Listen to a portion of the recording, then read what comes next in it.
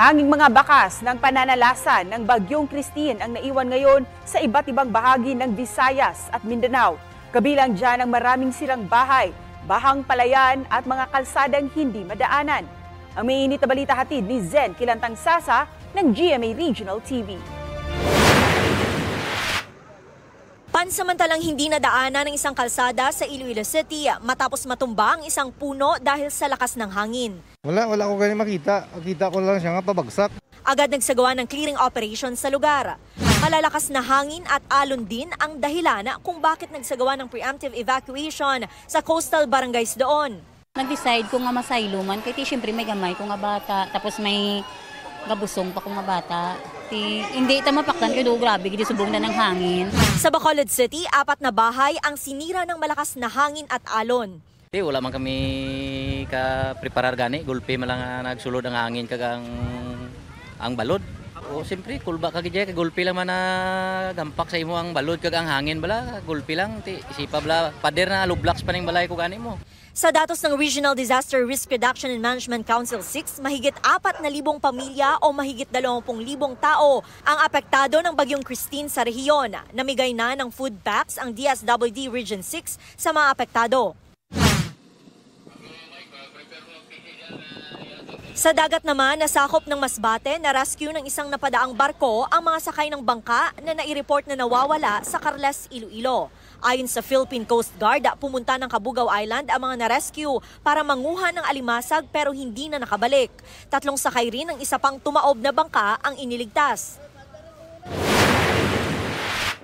Sa Eastern Samar, ekta-ektaryang palayan ang lubog sa baha. May mga napinsala ring kagamitan sa pagsasaka. Humupa man ang baha, nababahala ang mga magsasaka sa epekto nito sa kanilang kabuhayan. Binaha kasi po, malakas ang ulan, nabutan ng bagyo. Tapos ilang araw na hindi siya nabilad or na-dry? 3 araw. Nagbayanihan na rin ang mga guro at mag-aaral sa isang binahang eskwelahan sa paglilinis ng kanilang mga classroom.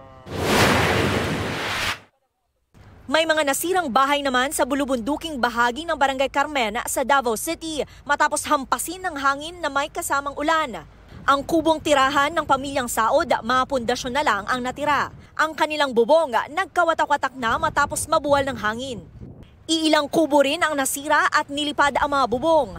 Sa Governor Generoso, Davao Oriental, 4 na bahay ang nasira ng malakas na hangin at hampas ng malalaking alon. Sa impormasyong nakuha ng GMA Super Radyo Davao sa Municipal Disaster Risk Reduction and Management Office sa Governor Generoso, may 3 bangka rin ang nasira dahil sa malalaking alon. Zen Kilantang Sasa ng GMA Regional TV, nagbabalita para sa GMA Integrated News.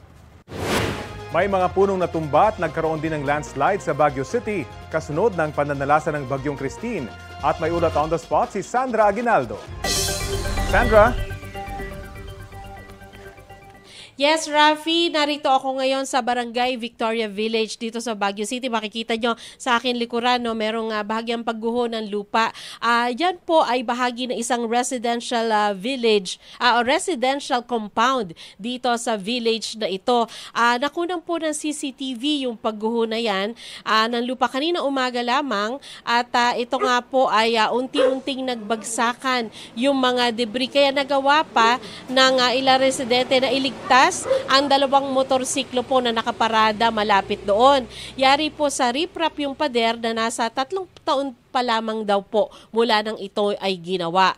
Sa Barangay Ferdinand naman po, isang malaking puno ang natumba. Rumisponde ang PNP Baguio at BFP. Kinailangang gamitan ng chainsaw ang puno para maklear ang kalsada. Kagabi, Rafi, ay meron din kami na cover na isang landslide sa isang residential village naman, Celestial Village dito sa Baguio City. At yun nga po, ang sinasabi nila dahilan dyan ay dahil sa pag-uulan, nagiging malambot yung lupa kaya bumibigay. Ito naman po, agad na marumisponde ang mga otoridad dito at na-clear kaagad yung kalsada kaya nadadaanan na ito. At ganun din po yung landslide kagabi. Ang kagandahan lamang po ay wala naman pong nasaktan sa mga insidente na iyan. Sa ngayon, Rafi, bagitin ko lang sa'yo na ito, umaambon-ambon na lamang dito sa Baguio.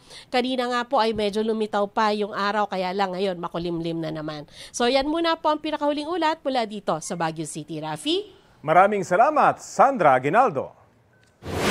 Sa ibang balita, naniniwala ang ilang chairperson ng House Quad Committee na dapat mag-inhibit sina Senador Ronald Bato de la Rosa at Senador Bongo sa pagdinig ng Senado sa war on drugs ng Administrasyong Duterte dahil iniuugnay sila sa issue. Sabi ni de la Rosa, wala siyang balak mag-inhibit. Wala pang sagot si Go. Balitang hatid ni Tina Panganiban Perez. Bago pa magsimula ang pagdinig ng Senate Blue Ribbon Committee sa War on Drugs ng Duterte Administration, may mensahe ang ilang miyembro ng House Quad Committee kina Senador Bongo at Senador Ronald Bato de la Rosa. Kung maaari, yung mga naakusahan ay mag-inhibit. No? Let the process take its course, ika nga. Matatandaang si De La Rosa ang PNP chief noon ni Duterte nang unang ipatupad ang giyera kontra droga. Special Assistant to the President naman si Go. Gusto din naman ng mga inaakusahan na madinig din sila, no? Which I think is a basic right, no? At dapat pinagbibigyan. Pero kung ikaw ang mag-iimbestiga dun sa nag-akusa sa iyo, teka muna, mahirap ituro ang delikadesa di ba? So, I guess, sa puntong yan, let them decide, no? And that's karapatan nila yan, kung ano man ang kanilang decision dyan, dapat respetuhin din. Sinusubukan pa namin makuha ang pahayag ni Go. Si De La Rosa naman, wala siyang balak na mag-inhibit at hindi raw maghihinay-hinay sa pagtatanong. I don't care kung sino masasaktan sa aking pananalita. Basta ang habol ko lang dito sa katotohanan, lalabas ang katotohanan. I don't care. I don't care kung ano sabihin nila. What is important. Hindi ako taong pa-cute-cute, hindi ako taong magpa-disinte-disinte. Sabi pa ni De La Rosa, wala siyang pinagsisisihan sa pagpapatupad doon ng Oplan Tokhang. No regrets. If you are going to given the chance to do it again, I will do it again. Tiniyak naman ni De La Rosa na dadalo si dating Pangulong Rodrigo Duterte sa pagdinig ng Senado. Matatandang hindi humarap si Duterte sa pagdinig ng Quadcom nitong Martes at nagpasabing pagkatapos na lang ng undas dadalo dahil masama ang pakiramdam nito at kailangan magpahinga. Kaya sabi ng mga kongresista, if the President will appear sa Senate, then sa aming invitation, he will not. Masyado naman lahat ng choosy. So we have to also act accordingly. Kasi frontal na binabastos na ang Kongreso. Sinusubukan pa namin makuha ang panig ni Duterte ukol dito. Tina Panganiban Perez, nagbabalita para sa GMA Integrated News.